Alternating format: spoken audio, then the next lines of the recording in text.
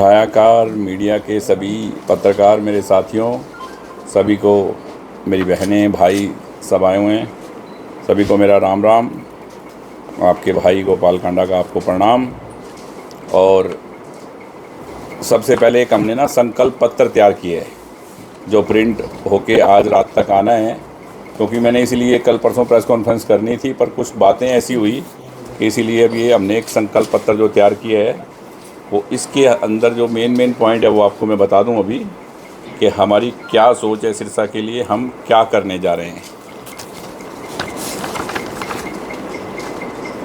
देखो, सबसे पहले मैंने कहा कि यहाँ जो नशा है, नशे का बहुत ज़्यादा जो हमारे युवा नशा करने लगे हैं, इसका इलाज नशा मुक्ति केंद्र खोलना ही नहीं है सिर्फ, क्योंकि उसके लिए तो हमने वैसे भी 1 एकड़ जगह के करीब सरकार से अलॉट करवा ली और वहाँ एक नशा मुक्ति केंद्र का निर्माण होगा।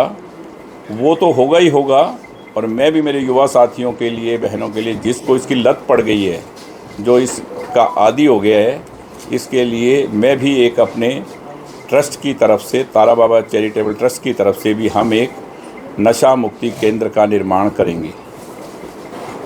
बेरोज़गारी ख़त्म होगी तो नशा अपने आप ख़त्म होगा। उसके लिए मैंने आपको बताया कि सिरसा में कोई SEZ या कोई, जैसे आपने देखा कि कई शहरों में बद्दी की तर्ज पर या कहीं GST, इनकम टैक्स रिबेट, इस तरह का जब तक कोई रिबेट्स नहीं मिलेंगे इंडस्ट्रियलिस्टों को, वो आएंगे नहीं। ऐसा कोई SEZ या कोई इंडस्ट्रियल टाउनशिप हब बनाकर कोई, क्योंकि शहर के आसपास हज़ारों एकड़ ज़मीनें खाली पड़ी हैं, तो हम चाहेंगे कि कोई ऐसा कोई इंडस्ट्रियल टाउनशिप बने ताकि इंडस्ट्रियां बड़ी बड़ी लगें और हज़ारों युवाओं को, माँ बहनों को वहाँ काम मिले और लोगों का ध्यान कन्वर्ट हो। क्योंकि अब खाली बैठे हैं तो कहते हैं ना कि खाली दिमाग शैतान का घर होता है। तो बच्चे खाली हैं तो वो क्या करें, तो वो एक दूसरे की संगत से बुरी संगत में पड़ रहे हैं। तो हम इनको रोज़गार देने का काम सबसे पहले करेंगे। और जो स्ट्रॉम वाटर का प्रोजेक्ट, पेमेंट आ चुकी है, आपको पता है, टेंडर कंप्लीट हो गया है, आधा शहर में बन गया, आधे का काम चल रहा है, इसको तुरंत पूरा करेंगे। और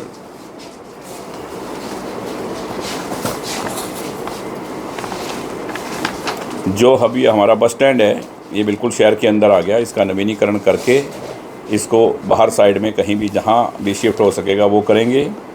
और गांव में जहाँ बसें खड़ी होती हैं वहाँ बस स्टैंड का निर्माण, कि जहाँ बच्चियों को, बड़े बूढ़ों को सुविधा हो कि बस स्टैंड की यहाँ बस आएगी, और वो सब करेंगे।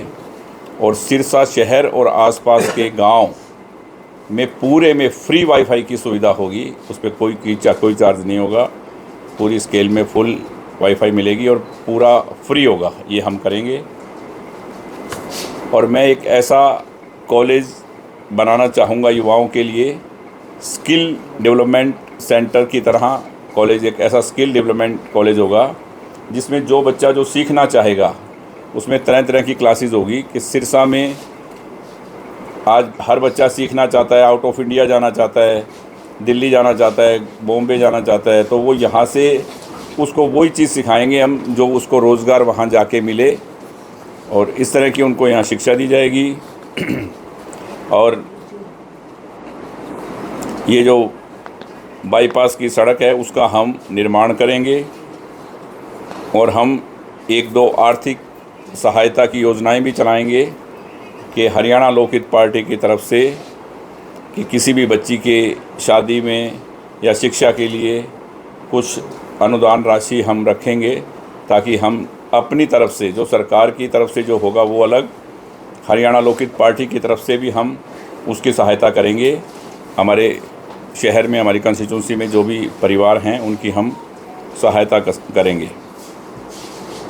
और ढाणियों में 24 घंटा बिजली और पानी का प्रबंध, गांव और शहरों में गौशाला का, क्योंकि गायें बहुत बेसहारा घूम रही हैं, कहीं से भी हम पंचायत से या कहीं से भी जगह का इंतजाम करके और इन गौओं को, बेसहारा गौओं को सहारा मिले, ऐसी योजनाएं हमारे पास हैं। वो पूरा डिटेल में आपके पास जब भी आएगा परसों आप पढ़ लेना। ये तो मैं 2, 4, 5 आपको मोटे मोटे पॉइंट बता दूं।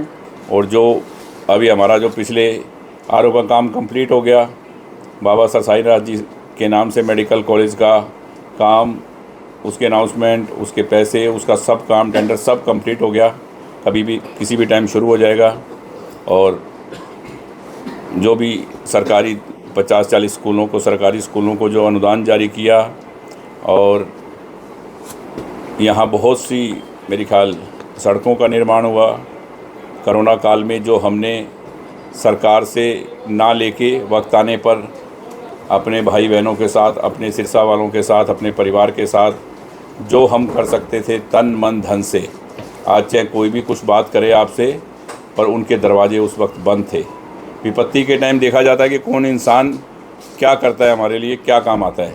तो आपको पता है कि कोई शहर का व्यक्ति हमारे काम नहीं आया।